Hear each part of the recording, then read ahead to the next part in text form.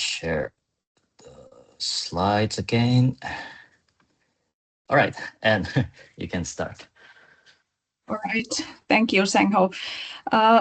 So welcome to this AOM OSCM division webinar on conducting phenomenon-based research in OSCM. We're really delighted to have excellent panelists as well as a large audience here for this webinar, and we are also very excited about the topic.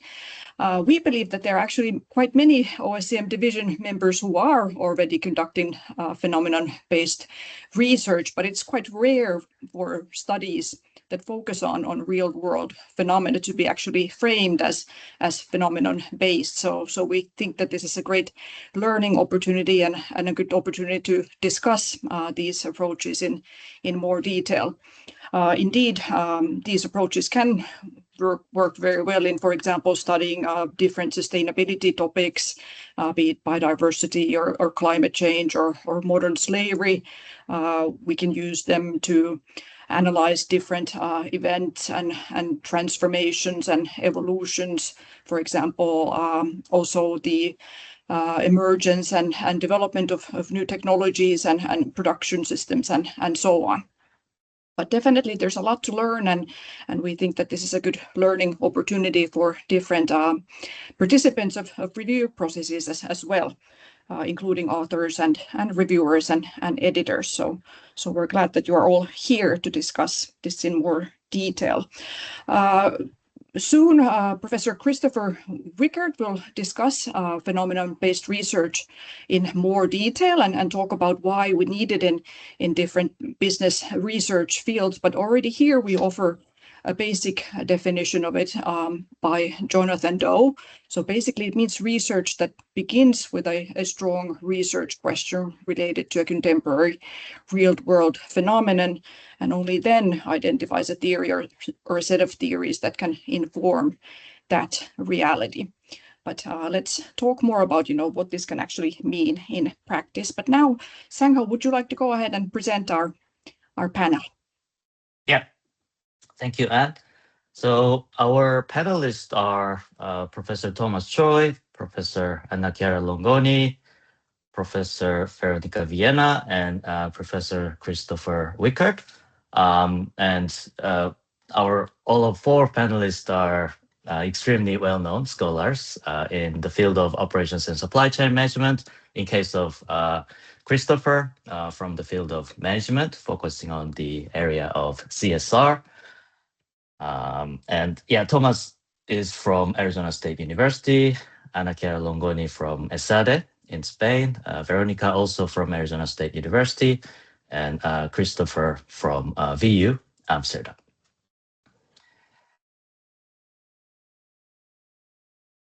And this is our agenda for today.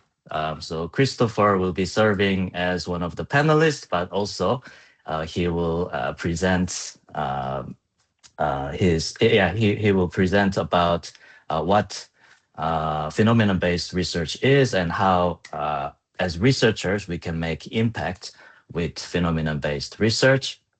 And then after Christopher's presentation, we'll have a panel discussion, a rather short one, but yeah, we'll have a 25 minutes to 30-minute panel discussion with Thomas, Annachiara, Veronica, and Christopher. And after that, yeah, we'll have a more interactive Q&A session. So you can ask questions about Christopher's presentation as well as the discussion during the panel discussion for about 10 to 15 minutes. And then since this event is organized by the OSCM division of AOM, we'll also have a 10-minute short presentation on introducing our division to you. And then, yeah, we'll close this event after that. All right, so let me stop sharing. And Christopher, would you like to share your slides and start your presentation? Mm-hmm. Okay. Yes, I hope you can all hear me clearly. It's nice to meet Darcy, this group. Thanks for inviting me to this session. And as you mentioned, I guess I'm a bit of an outsider here to this community, but that's always interesting to meet new people. Maybe to make this clear that everyone knows kind of where I'm coming from. I would consider myself a management scholar. My main interests are in corporate social responsibility and sustainability, and I mainly do qualitative research. Right? In terms of academic home, maybe that's useful to note.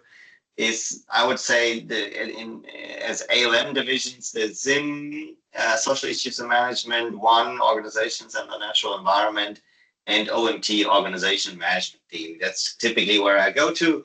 That's kind of the journals I normally read and try to publish in. So that's where I'm coming from. I have an interest in operations and supply chain management, but it's clearly not my core area, right? So just keep that in mind when you try to make sense of what I have to say.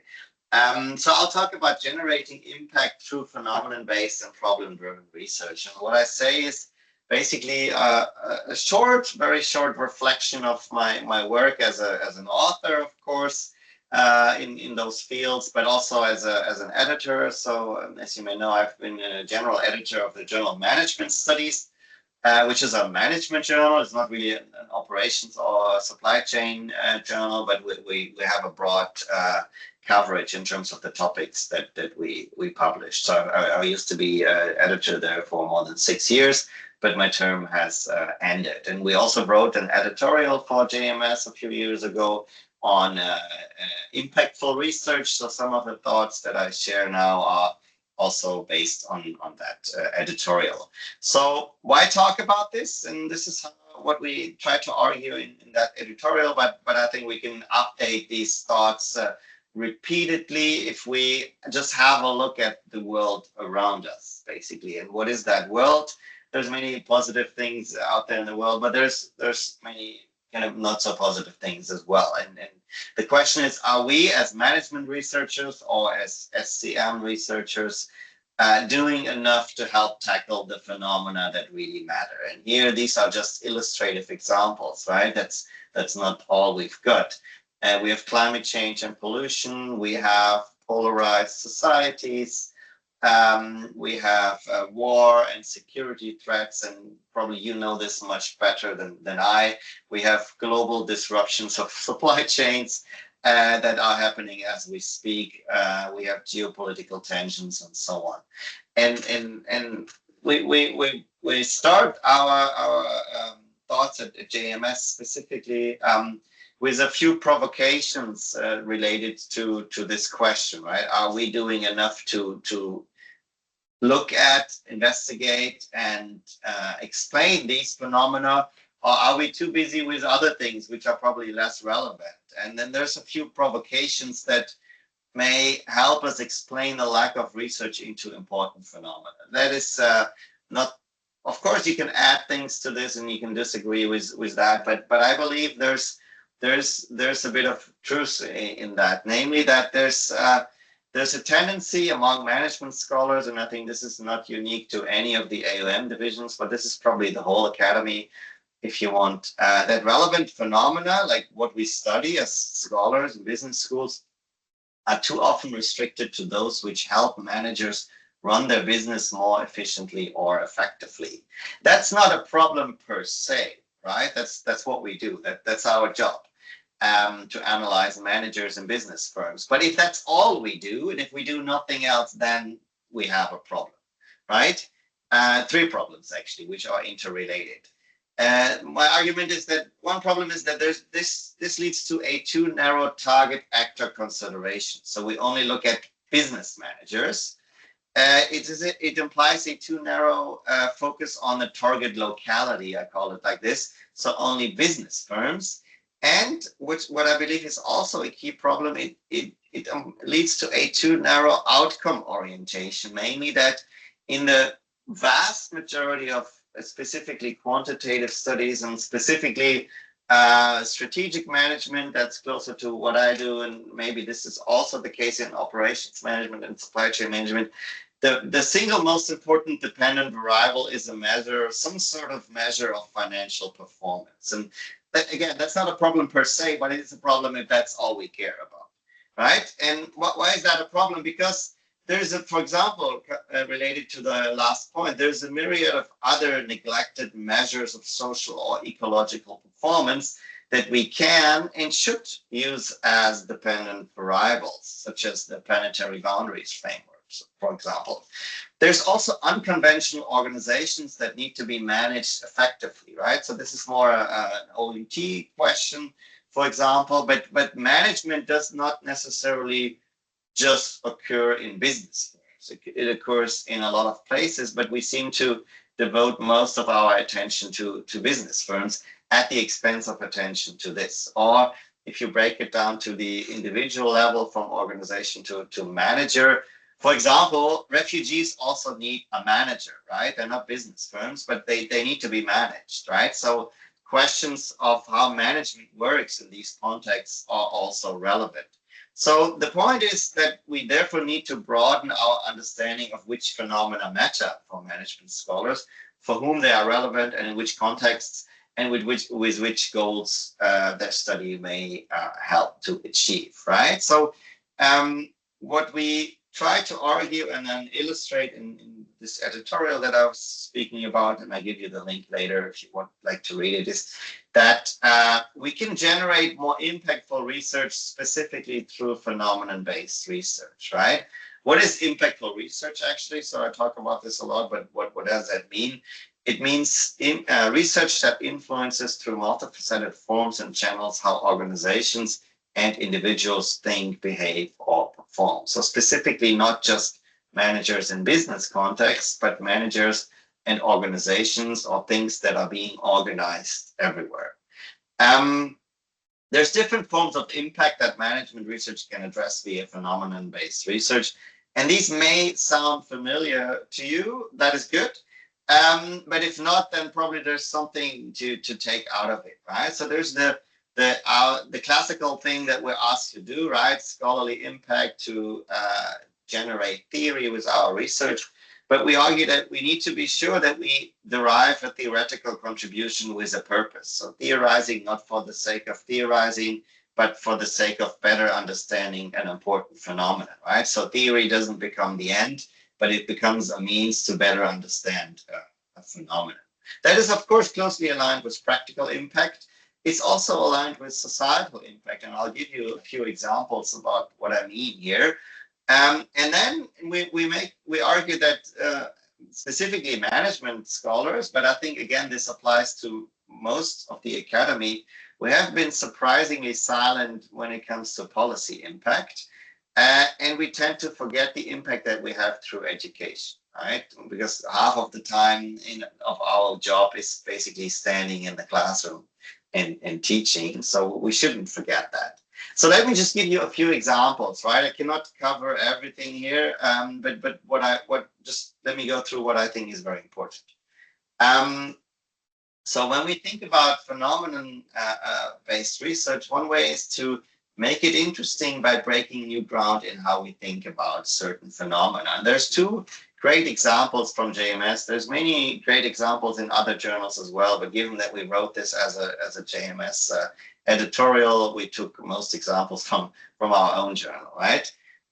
So what did these people do, right, that wrote and managed to publish particularly interesting studies? They inquired into topics that present pressing societal concerns and that also have some resonance in people's private lives, right? What does that mean?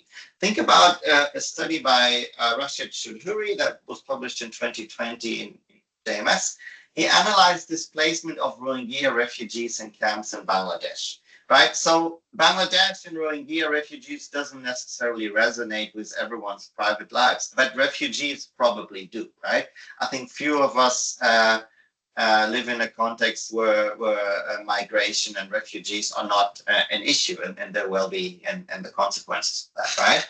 And what this study did very nicely is, so it tackled an urgent societal problem that affects the livelihoods of thousands, but alongside that, it carried interesting theoretical implications because it challenged the key assumption in this case, the entrepreneurship literature. So this could be any literature, literally speaking, and that's what was done in the study here. So the assumption was, or that it has been challenged, and the argument that was being made is that individuals have the capability to change their fate through entrepreneurial activities. Well, that's not necessarily true if you live in a refugee camp, for example.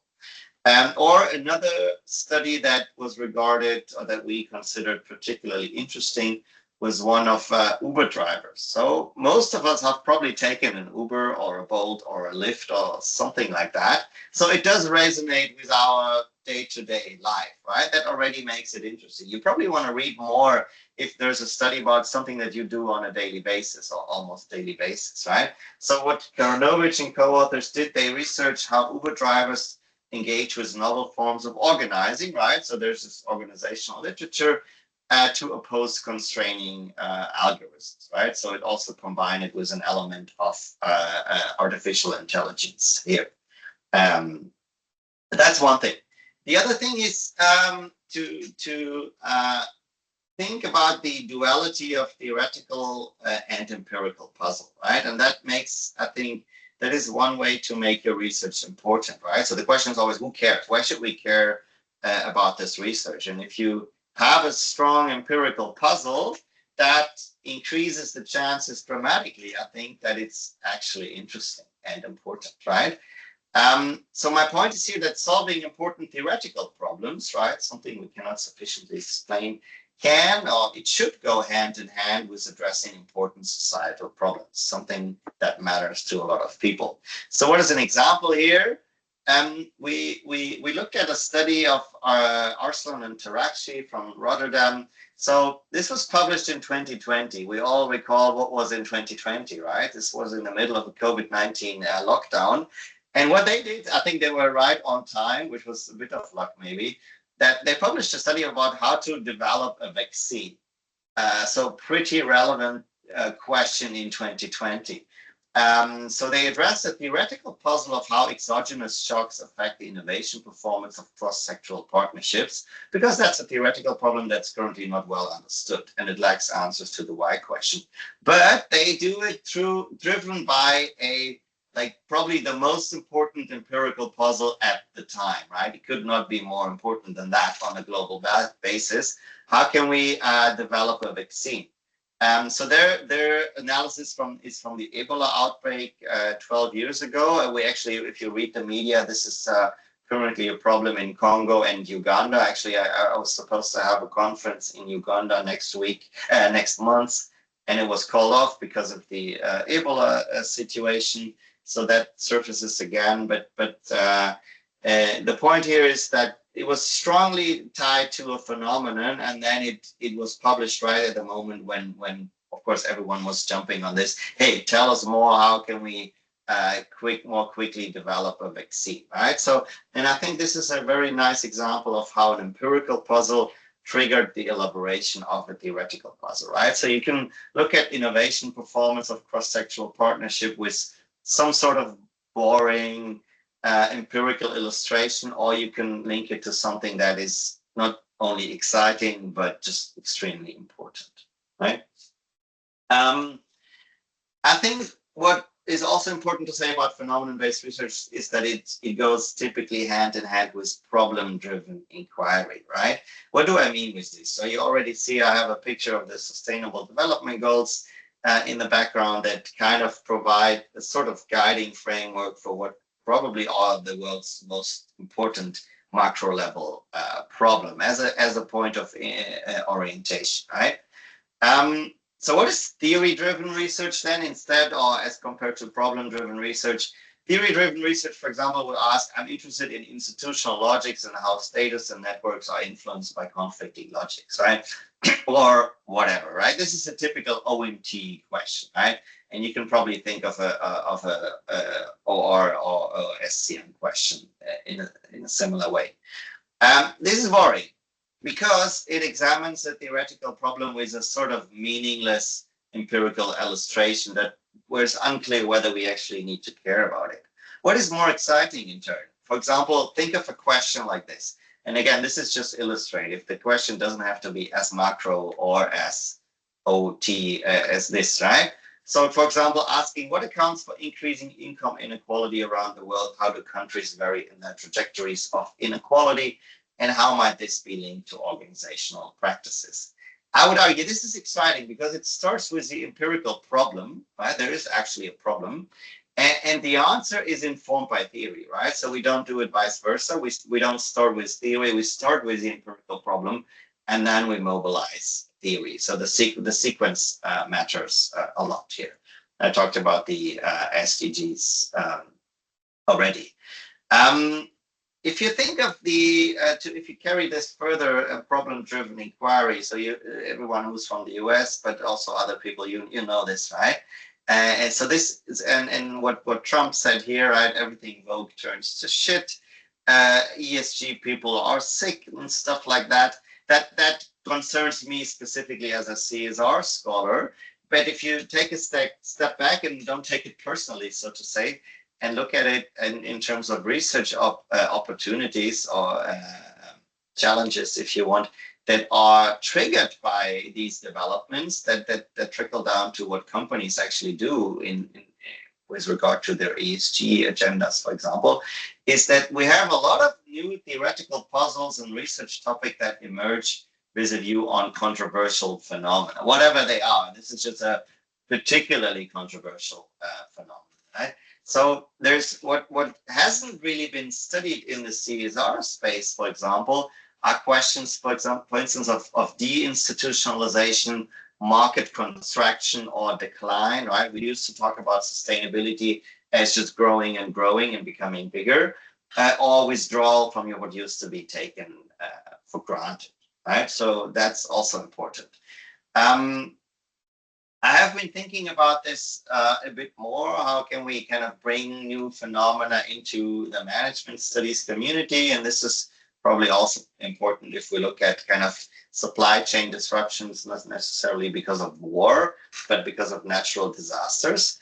And here we argue that an interdisciplinary view often helps to better see relevant phenomena. So, for instance, and I'm giving this example because we also published an editorial in Journal Management Studies here on the topic of climate change adaptation, right? So this is coming from natural sciences, but there's clearly relevance for management research, and we try to give some pointers what exactly this be. So I believe for organization operations research, this could be extremely relevant. Like how can the companies adapt to the consequences of climate change? Yeah, so in light of the time, I should stop. If you're interested in these ideas, it's available online, open access. Thanks for listening. I hope this was interesting, and I look forward to the panel presentation discussion now. Thanks. Wonderful. Thank you so much, Christopher.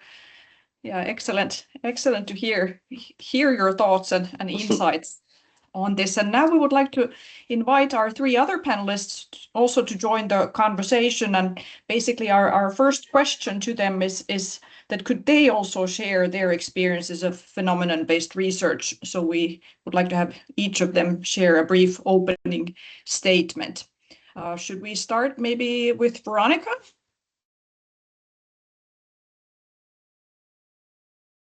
Hi, everybody.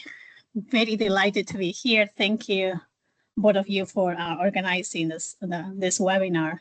I'm really happy to see, the 56 people here in this conversation as well.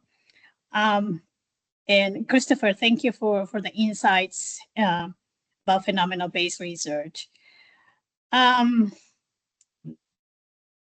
So I would like to talk about one of the ongoing research effort that I have that is related about phenomenon-based research. One of the, we think about recycling or any environmental issue. These are topics, nobody could dispute that these are important topics. But typically, especially I would say in OM and supply chain management, these topics are very well mature in developed economies. Let's say, for example, Europe. So in Europe, you have everything kind of figured out, right? How to do recycling, let's say. But in developing economies, I mean, there are a lot of challenges, frictions that these countries face, right? Like, for example, the lack of trust in government-led initiatives, or the lack of, I would say, people don't have the habits, right? The recycling habits. So in order for us, the research team, to think about a topic that maybe is relevant to everybody, but in a context that has so many frictions and so lack of resources. So how do we study, this kind of issues in this context? And I when we started this project, we thought about, okay, we know what the literature says in developed economies. Great. Well, we are in the reality in Mexico, and many of the drivers that are non-drivers do not apply here, right?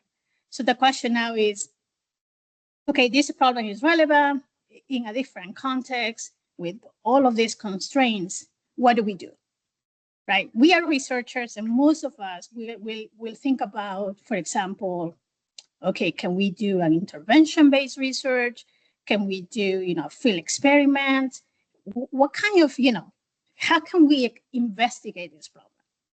So what we came out, it's hard for us, I would say it's hard for me at least, when you are in the field and you limit yourself to say, okay, I'm gonna document what is happening here, right? So that, for example, if I decide to do qualitative research, we are gonna have a deep understanding of this problem. We are gonna come up with certain drivers for this and potential solutions. But I thought, is this enough, right? I don't know. So at that moment, the research team, we had this discussion, and we decided to say, what about if we engage? What about if we are one of the actors that address this problem in this very challenging context? That's how we came up with this idea of doing intervention. I will admit that it's taking way too much effort and time on the author team to do it. It's not the same as interviewing, let's say 20 people in maybe different times, time 1, time 2. It's nothing like that. We are in year 3 of this project, and the amount of time that, because we are one of the executing organizations, it's just so much, I would say. We are happy to do it. I mean, it definitely has societal impact, because we would like to build a network of recycling centers in a community that do not have access. And we want to engage the community here in developing the recycling mindset. And the question here is, it is more about, and especially I see a lot of the attendees are PhD students, young scholars, I think we should be doing this from day one. I think I'm late. If I have to do a little bit of introspection, I wish I have done this before, because I think researchers, our job is just not to investigate a problem, come up with a new theoretical framework, or contextualize theory or build theory. I think at the end of the day, we also would like to help the society, as Christopher mentioned, right, beyond companies, right, is a community, and sometimes the solution is with corporate partners. So, yeah, those are my thoughts on my experience in this kind of work. Thank you. Thank you so much, Veronica. And you, of course, have conducted many sustainability studies as well on different types of topics. So I think those probably also have connections to phenomenon-based research. If we move on to Annachiara, I know you have also been conducting many sustainability studies, and you in particular had one social sustainability study in mind that you could talk about here. So please, could you tell us more about that? Yes. So thanks, Anne, for asking, and I join Veronica in thanking you and Sango for organizing this interesting webinar, and thanks also to Christopher for the introduction and the initial presentation on the topic, which also helps me to describe my research, because as Anna already said, what we did in a study that it was published on the Journal of Business Ethics in 2024, it was to addressing a social challenge that we had in Spain. I'm based in Spain, I'm based in Barcelona. And at the time when we started this study, which was more or less during COVID, not during the lockdown, but during the last phases. And what was clearly evident here, it was this increasing use of last mile delivery platform for food, for restaurants like Uber Eats, Deliveroo, and in Spain we have Glovo, which, I mean, if you are in Italy or in other countries in Europe, and now also in Africa, you might know this platform company was based in Barcelona. They go around with the yellow backpacks, delivering food from restaurants, but also grocery. So when we were going out after we were released after the lockdown, but also during the lockdown, there were many of these delivery drivers working and going around during COVID and especially after COVID.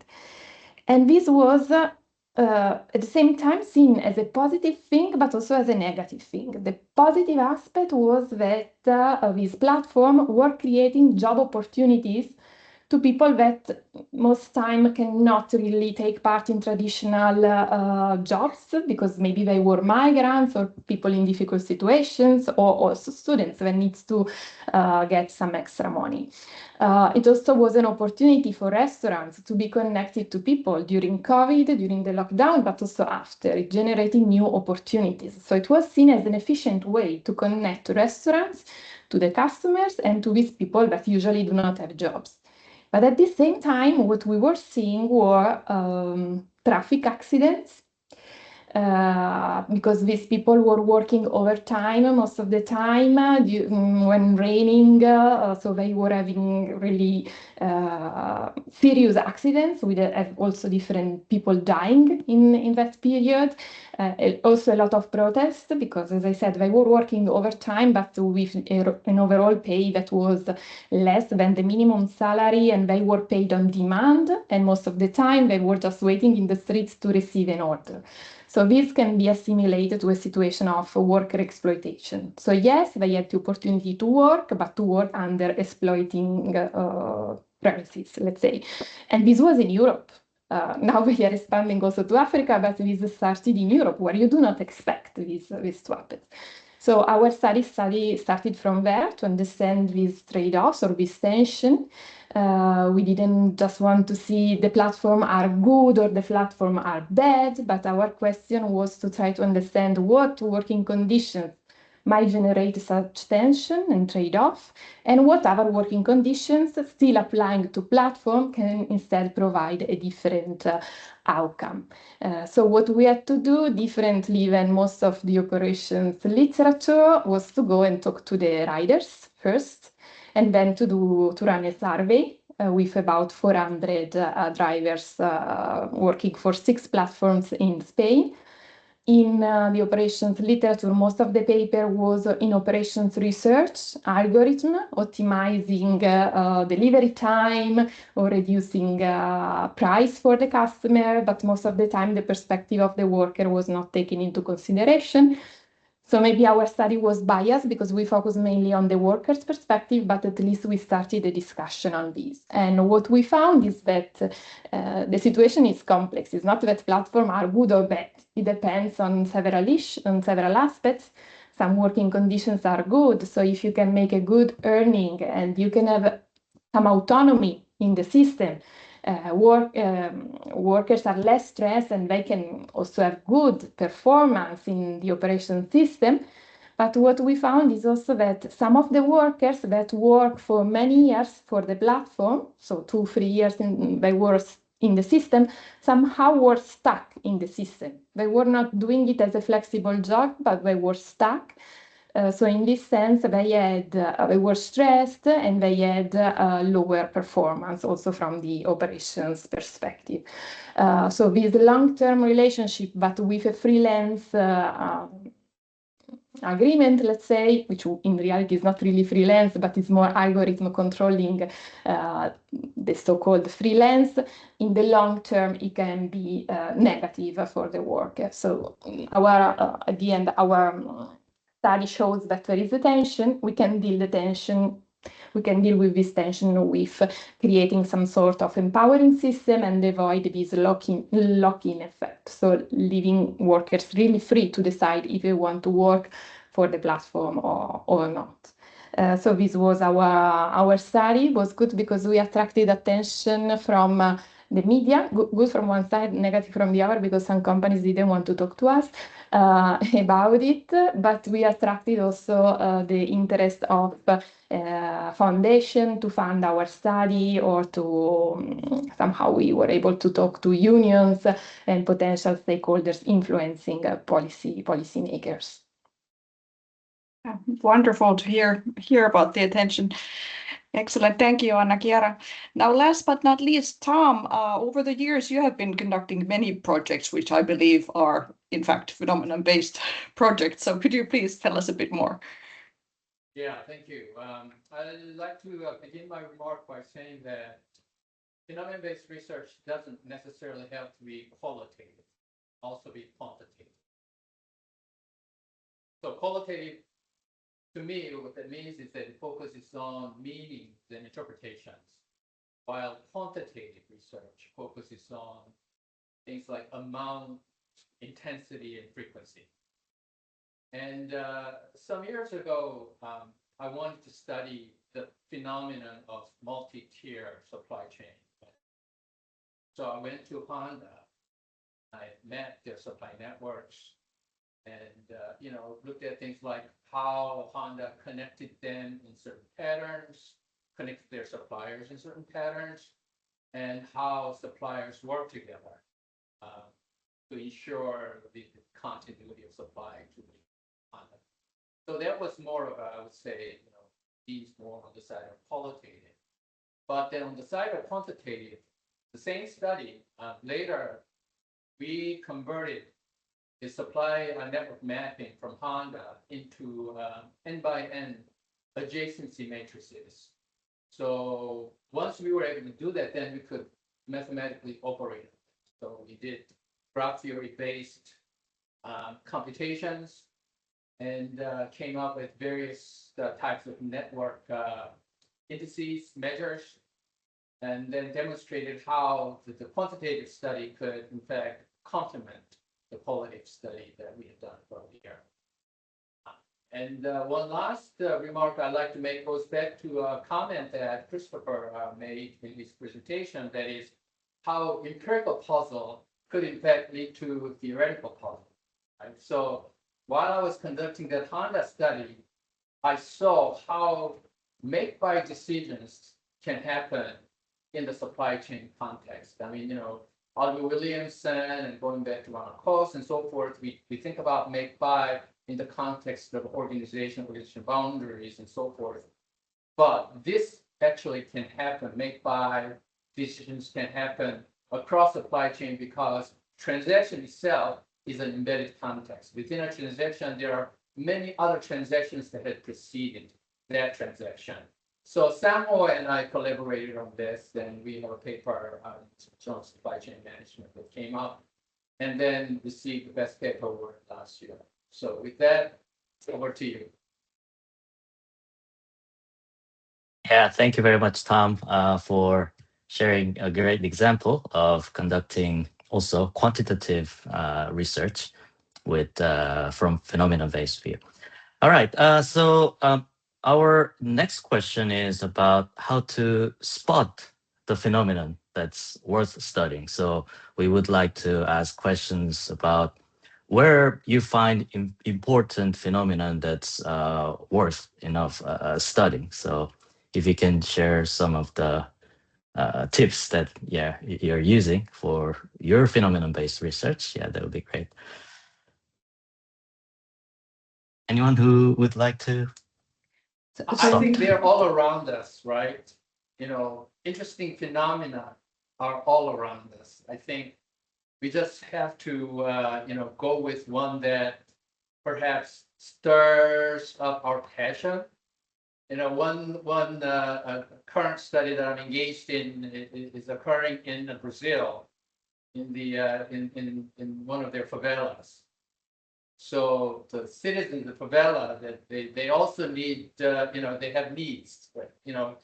And the informal economic structure, infrastructure that happened inside favela cannot meet their demands. So somebody from formal economy has to go in there and engage in last mile delivery. So that is very interesting to me, and I'm very excited about that. So my response is that they're all around us, I would say.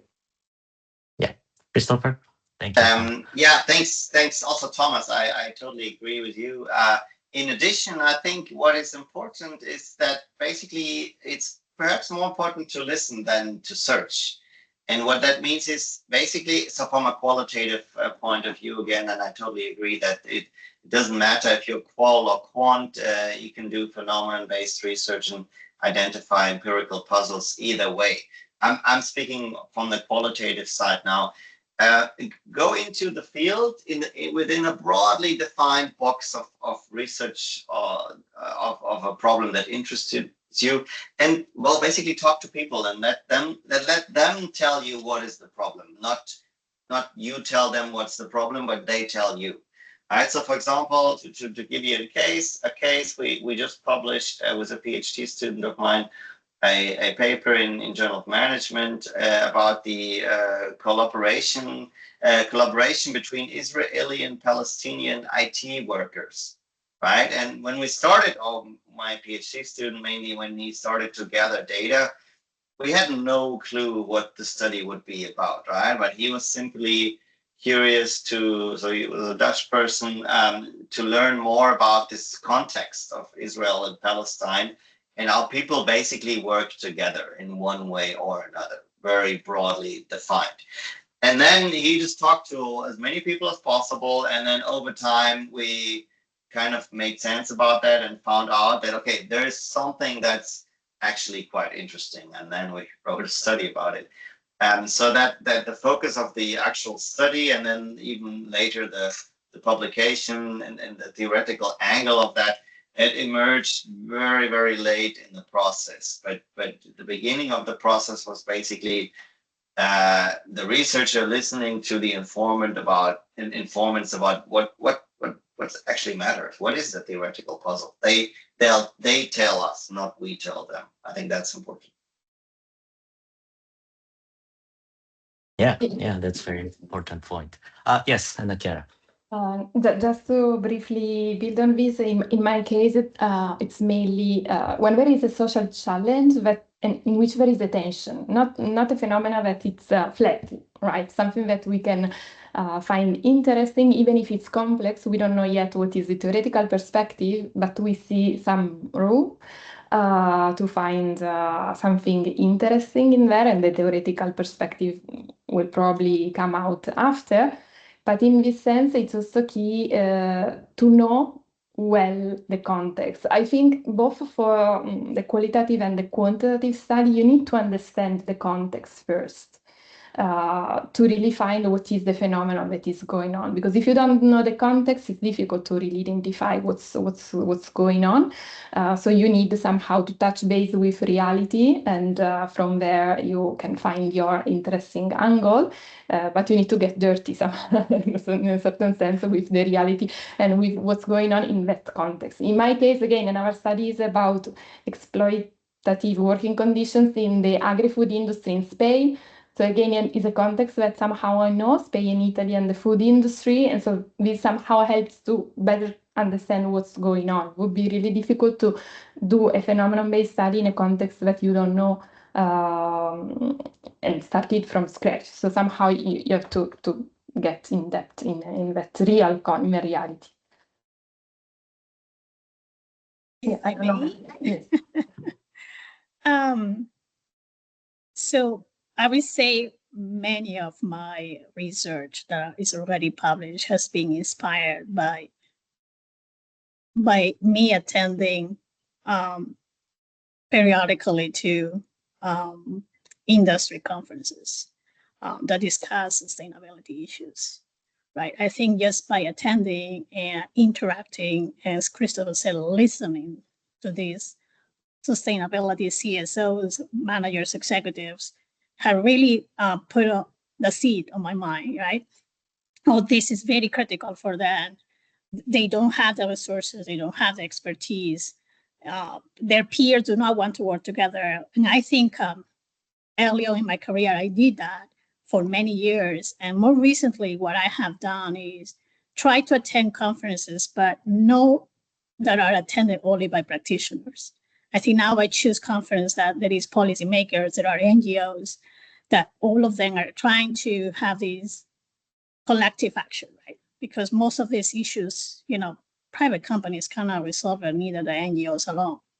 So, I mean, I would like to, invite everybody here.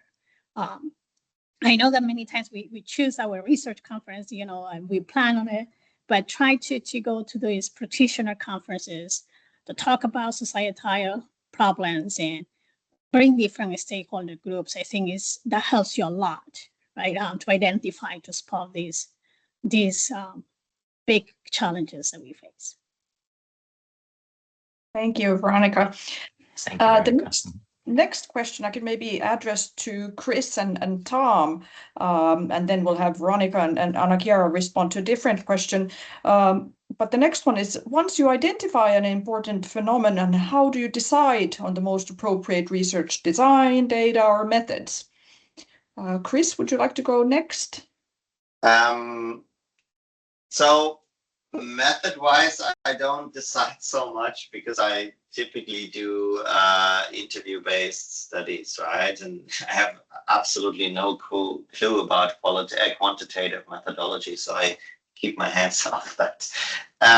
So it's perhaps less a question of method than a question of theorizing. I mean, what is important in terms of method is that, in my view, a phenomenon-based qualitative study would typically have multiple phases, right? So what I tell my PhD students, for example, is start with an explorative phase. That's your phase one. Just go out, talk to people, listen, just discuss whatever, get a sense of what are the problems that people experience. What are the natives worrying about? What are their problems, right? Get a sense of this.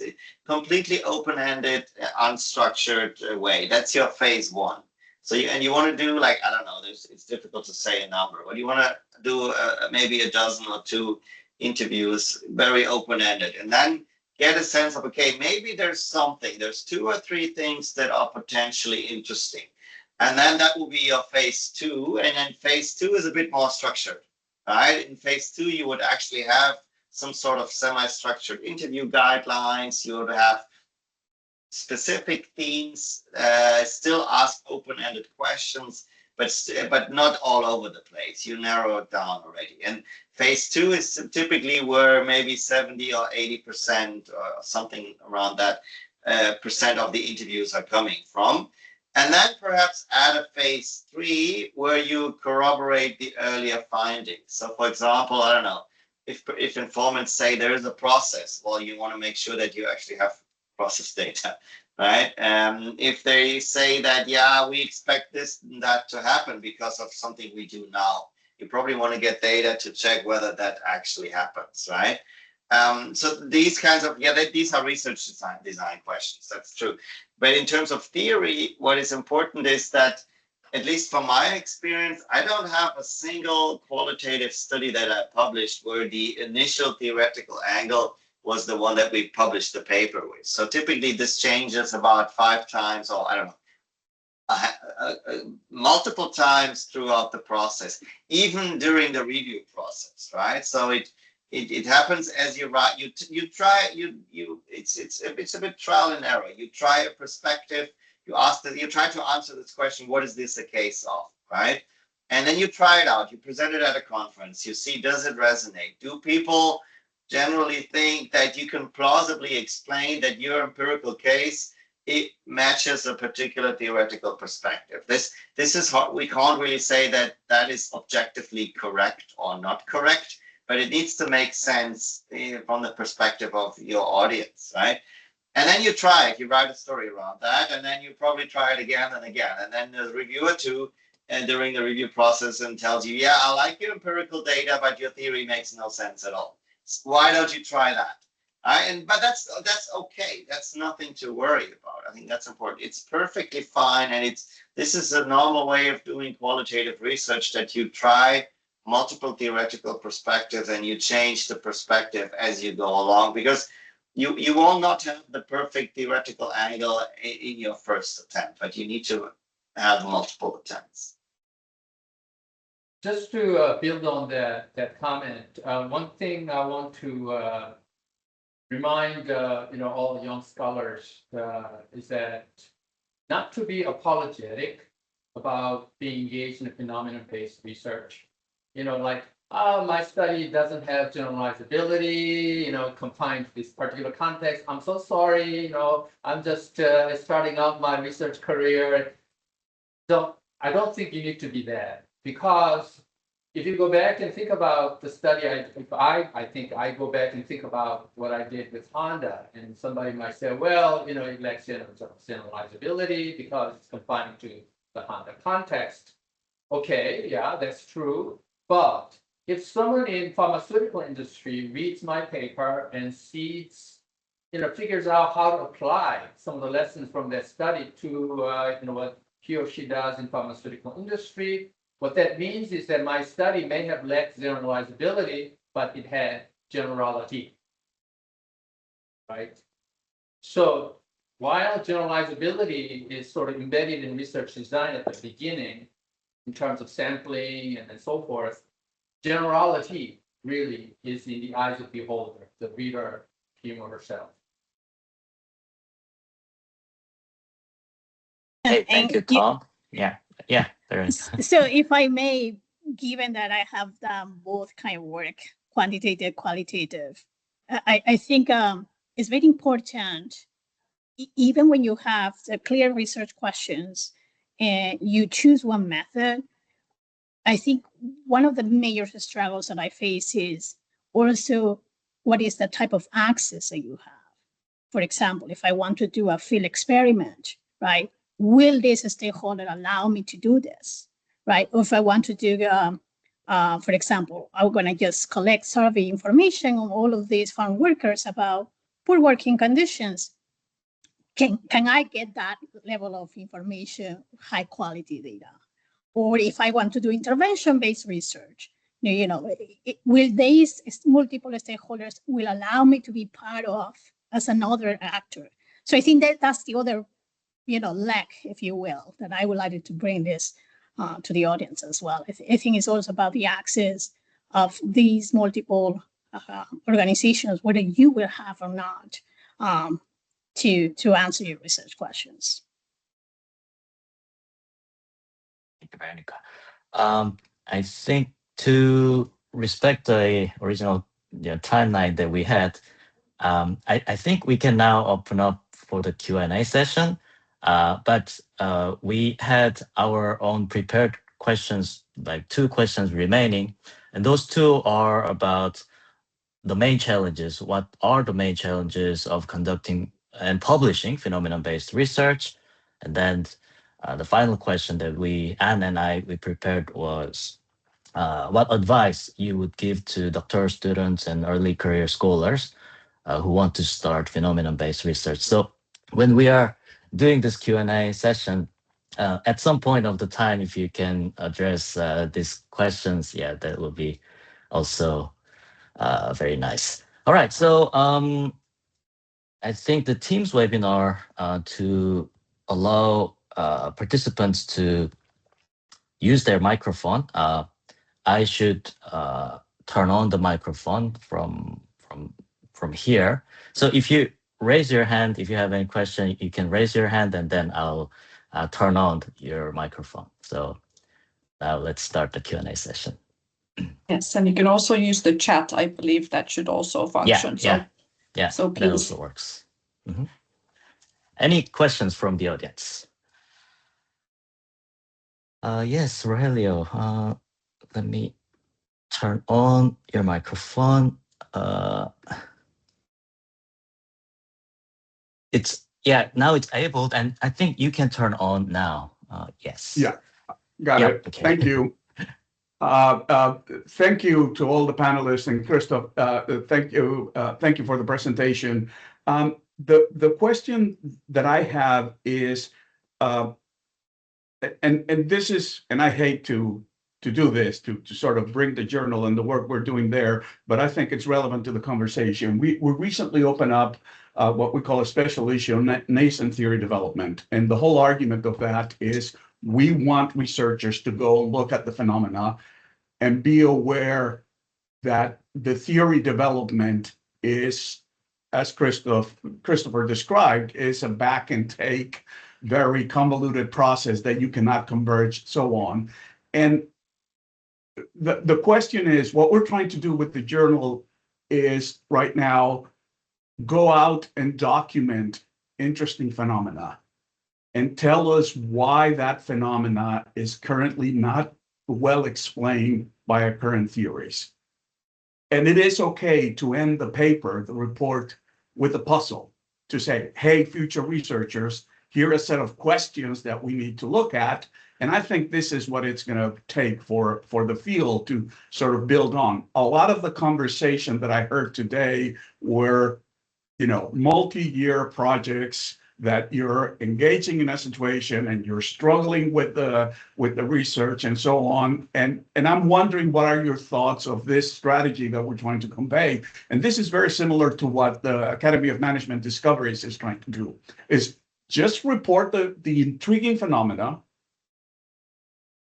show convincing evidence that this is not a once happenstance, that, this is what happened in Rogelio's hometown or something. This is something that happens in multiple industries, and then provide 3 or 4 alternative potential explanations that clearly you're not going to be able to test with that sample of 1, but leave the open question for other people. So I think I see that sort of doing half of the work that I think I heard you describe, and I just want to hear, what are your thoughts on that?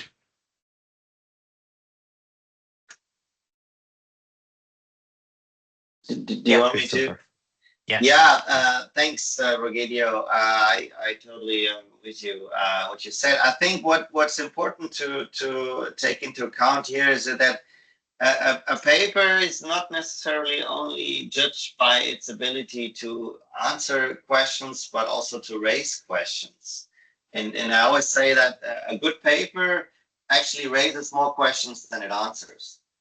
Right, so it takes the conversation forward. So obviously you should answer your research question, but you should demonstrate in the back end of the paper specifically that the answer to your research question actually allows us to ask new questions that can be about the same phenomenon, right? So it's not that you answer your question and then we close the case, but no, we actually open the case. And thanks to your original inquiry into that phenomenon, we can now take the conversation further, right? So and that needs to be described, and that needs to be visible in the paper, right? What's the answer to your question? And what are the new questions we can only ask thanks to the answers you have provided in the article? I think that would go in the direction of Rogelio, what you're saying, right? I hope. Yeah, along the same line, I would say that when Rogelio was explaining the initiative from Journal versus Management, I think it's great that you're allowing additional further theorization based on interesting phenomena. What I heard you say, in my mind, I'm paraphrasing, the way I understood what you said, is that I think you want people to study interesting phenomena and then demonstrate how existing theories can be extended further or be integrated or complemented. at least, that is my interpretation of what you said. Perhaps correct, perhaps not, but I just wanted to share that. Okay, Thanks. so no, we're interested in phenomena that for which we don't have a good current explanation. So you detect something out there and you realize, oh, if I were to apply agency theory here, that doesn't explain that. If I were to explain this or try to explain this phenomenon with this other theory, I don't have an explanation for it. This is a new research puzzle. This is a new intriguing area. And again, my job is not to come up with the fully validated theory of it. I would say that the first statement is, here is a well-documented phenomena. It doesn't just happen on this company. There's multiple evidence in other places that this happens. And guys, we don't have a good explanation for it. We ought to set a research agenda to try to elucidate that. That is what I think that the Academy of Management Discoveries is trying to do. And this is what we're trying to emulate, is just let's be aware of phenomena. My concern when I heard you saying, look at the phenomena and spend 3.5 years pondering on what are potential and theoretical explanations, is you're trying to do the whole effort yourself, as opposed to putting it back to the community and say, here's an interesting phenomena. Do you have any ideas? Do you have any data that we could use to validate and test that? That's the engine that we're trying to grow at this point. So I'm not looking for, I think what we're looking for is the puzzling phenomena. It's phenomena for which you sit down for 2 days, 3 days, a month, and you can't make sense of it based on our current theoretical understanding. That to me is a phenomena that deserves effort, deserves our community focus, and that's the opportunity that I'm trying to create for all of us to say, my doctoral student says, what are good research topics? Hey, here are a list of 15 open-ended questions in our field. We don't have that. I would love to have that, to say, here are things that we can't explain from our current theory.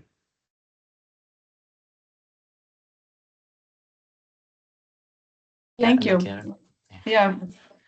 Annachiara, would you like to comment briefly on this? I think we might want to take another question and then move on to the division introduction, but any brief comments? Just briefly to connect to this and what Sango said before about main challenges for publishing, main challenges to do this kind of research and main challenges for PhD students. I think that many PhD students might be scared because when you do this kind of studies, you don't know how it's going to end. Maybe, as Emilio said, we don't have an answer at the end. We don't know how to do it. So I think it's a great thing that the Journal of Operations Management, as well as the Academy of Management Discovery, are doing. So to give the opportunity to engage in this type of studies with less fear, oh my God, what's going to happen to my future career because nobody's going to publish it. And at the same time, make a potential relevant impact on society, on companies, on new phenomenon that they don't fit traditional boundaries and traditional theories, but are still worth. So for me, it's a great opportunity for the community and especially for PhD students with my fear of this challenge. So thanks for doing this work. Wonderful. Thank you so much. I do not see any other hands raised, and I do not see any questions in the chat. I suppose we could maybe have a quick round with all the panelists thinking about maybe one tip that they could give to early career scholars or others who are interested in conducting phenomenon-based research. Tom, would you like to go? Yeah, what I said earlier, don't be confined to a qualitative tradition only. Also kind of like consider doing quantitative approach as well. Wonderful. Chris? Yeah, I was thinking, what can I say beyond what I already said, right? So I was hoping that I shared some insightful tips already, and then the rest of the panel as well. So I think, yes, the point about testing out theoretical perspectives is important. I think the point about not being obsessed with statistical generalizability but rather analytical generalizability, that what Thomas talked about is important. And specifically, if you work qualitatively, being aware that the strengths of qualitative research is not generalizability, but rich insight, whereas the weakness of quantitative research is rich insight, and the strength is generalizability. So you cannot have both. You can typically have only one, and that's okay, right? Don't pretend you want to have the other with the wrong approach. Yeah, perhaps that from my side. Thank you so much, Christopher. And we could have Veronica share her final thoughts, and then we will move on to Annachiara, who can then also share a few current issues from the division. But Veronica, any final thoughts? I would say be persistent and resilient. Doing this kind of work, I have many situations where I am engaged where company X, invested several months, and then my contact left, or he was moved, or the legal department decided not to move forward. So these are real challenges conducting this kind of work. So be persistent. And, we need to develop a thicker scheme here. I would say also, don't be afraid. I know that this kind of work, tend to be like much more uncertain, right? It takes more time, it's risky, all of that, but I think it pays off, right? So I would like to invite more junior faculty and PhD students to work with your advisor, brainstorm with editors in conference about these topics, and go for it. Despite of all of these uncertainties, I think we need this kind of work. Thank you. Now over to Annachiara for any final tips and then some current issues from the division. And while you share those division news, I will also copy to the chat a link to our feedback questionnaire. So hopefully everybody will take a few moments after this to respond. But Annachiara, go ahead. Yeah, no, I fully echo what was already said by the panelists, that it might be risky, challenging, more complex. You don't know what's the theory at the beginning. You might go through different rounds and then with no theory, but it's worth, because you are addressing something that is real, and we see more journals are interested to real phenomena and societal issues. It will take more time, but yeah, we probably need it in academia now, this kind of approach. So yes, we call for more people trying to do this kind of research. And the tip is start from what you know. Don't look too far away. Probably the context, there is some tension, something that we cannot currently explain. So I'm gonna move on to the division introduction, if it's okay. I don't know if you see my slides. Do you see them? Yes? Yeah. Yes, very good. So first of all, thanks again to Sango and Anne for preparing and organizing and managing this webinar, which is part of the initiatives that are run by the OSCM division, so Operations and Supply Chain Management Division at AOM. I'm the PDW chair. I'm gonna now explain you what it is if you don't know yet. So I'm part of the leadership team together with Veronica and other people, as I'm gonna show you in a while. And we just wanted to share with you what we do in our division and how it works. So you might also take a role in the future if you are interested. I guess you all know what the Academy of Management is. That is the biggest community for management researchers. There are different divisions. One of them is the OSCM. When you join, you can decide to be part of OSCM, but also of other divisions. So I think attending a AOM event is great because you can take a cross-disciplinary perspective that is more and more needed nowadays, especially in phenomenon-based research or when we want to address societal challenges. So I think it's great to have a community like this, which is open to different disciplines. What do we do in the OSCM division? So obviously we focus on operations and supply chain management topics. And we do so in different settings. So during the conference, first of all, so during the AOM conference at the end of July, beginning of August, what we do is to have PDWs, so some specific professional development workshops, which can be about methodological aspects or topics that might be relevant in operations and supply chain management research. We also run the doctoral and junior faculty consortium at the beginning, usually the first day of the conference, so on Friday. We have our scholarly program with traditional presentations, and we have also opportunities to meet with the editors in our field. We organize during the conference social events, also morning runs for those of you that are athletic and can do it. That's a good opportunity. And then we also recognize good works with the best student paper awards or the best paper award for the conference. And the best 5% of the received paper can be published among the paper proceedings at the AOM.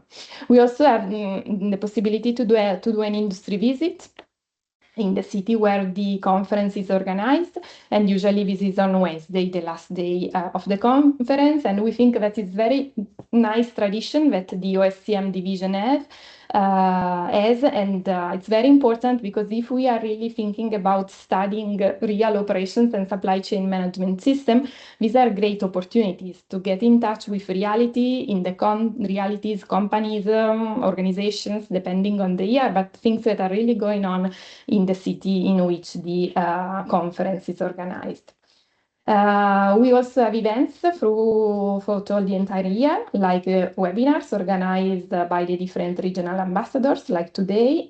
We have a Connect online platform, like all AOM divisions, where we share posts, call for papers, vacancies. So it's a good opportunity, especially if you are finishing your PhD and looking for a job.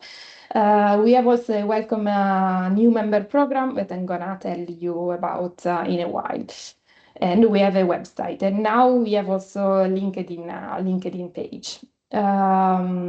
So I was saying, I'm the PDW chair, what it is. So behind every division at the AOM, there is the so-called leadership team. Every division is organized similar for some aspects, but also different depending on the size of the division. In our case, in the leadership team, we are 5 people. If you decide to be part of this leadership team, you have to run for elections and then make yourself available to be in the leadership team for 5 years. You usually start from my position, so this is my first year in the leadership team as a PDW chair, in which you organize basically the PDWs. We receive the proposal submission for workshops to be run during the conference. I had to evaluate them, obviously together with the leadership team, but I have to coordinate these and then make sure that everything runs well during the conference. And then the next role that you might take is the program chair. This year is Katie Wowak, and she's doing a great job to put together the program for this year, also the catering, which is a very important thing if you will join AOM, to manage obviously the review process and the best paper awards. And then the following year, if you are part of this committee, you become the division chair elect, that this year is Desiree. you are in charge of the budget, sponsorship, and things like this. And then you become the division chair, which is this year we have Anand taking this role. So you oversee things like the memberships and different initiatives that the division has. And then in the last year you have past division chair, and I'm glad that Veronica is here, and maybe she wants to say something about this role herself, or I can briefly say. I would like to say that the OSCM division probably is the best division of the academy. Christopher, I would like to invite you to be a member of our division as well. I am a member of the CEM at OMT. So yes, I mean, our division through what we have accomplished in the last, 5 years, 7 years is to try to organize these kind of events that we are in contact with our members throughout the year, just not during the conference, right? So we have 5 different regions now that develop this kind of webinars, and I will invite all of you to take advantage of this, to get engaged with everybody in the division, not just the leadership team. I have the pleasure to serve for 5 years now, and this is my last year. And it has been a wonderful experience. I think Annachiara mentioned that, it's if you are considering first, I assume here that you are a member of the division, but we are always welcoming candidates to be part of this leadership team. So, reach out to any of the leadership team members, express your that you would like to be one of us, for example. We are always welcoming people, especially from regions that have I would say less represented in our division. Yeah. And now we are currently running election, right, for the PDW chair for next academic year. So if you want to present yourself for the following year, reach out to us in February, more or less, when the process starts, and then a few people are selected, and then the division vote. And so if you haven't voted yet, you have the opportunity to vote for next year PDW chair, who will start this 5-year process. And as Veronica said, it's not only us, there are several other volunteering jobs.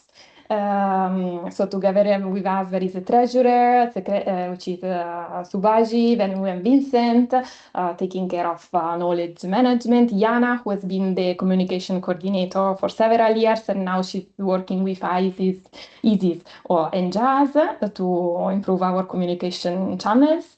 And then we have Medo and Christoph, that maybe you already met last year if you were at the AOM at the doctoral workshop, and they are running this year doctoral consortium. We are running the doctoral and junior faculty consortium again this year.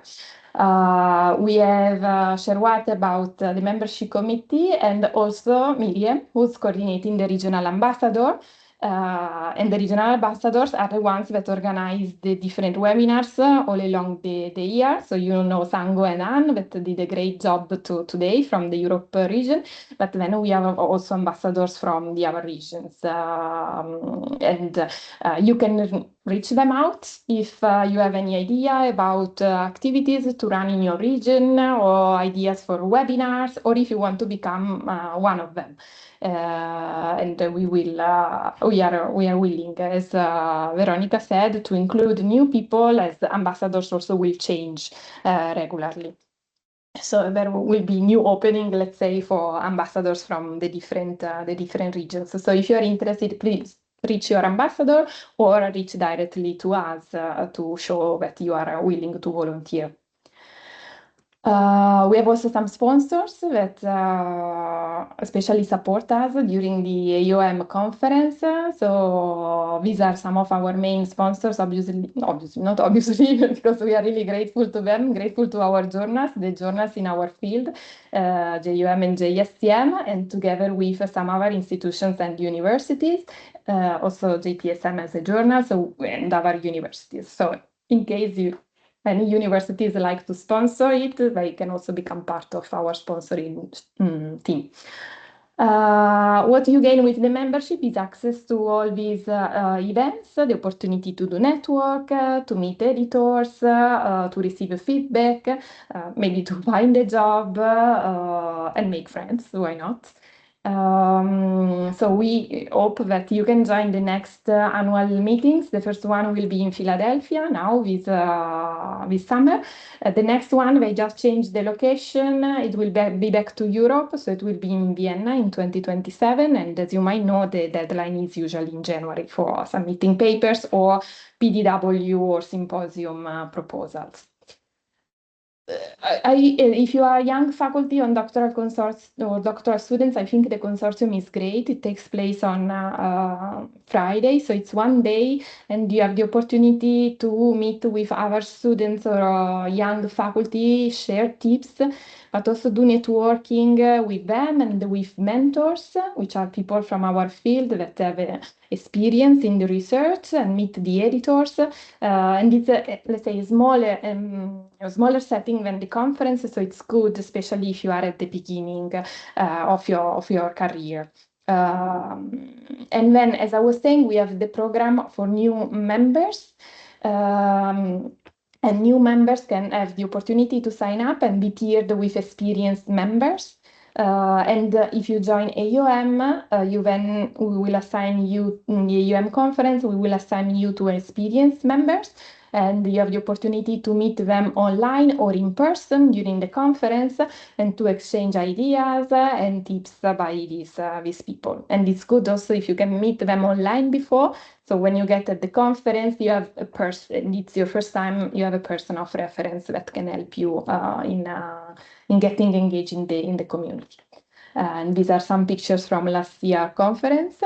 We hope you will be able to join this year or the next editions, and we can meet face to face in this context.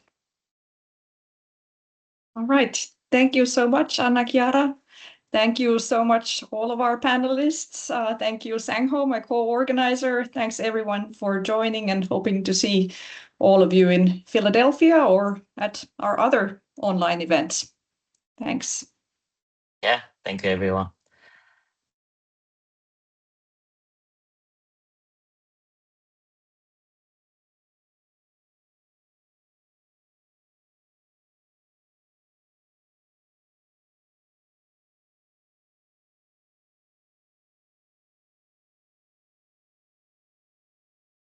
Okay, thank you.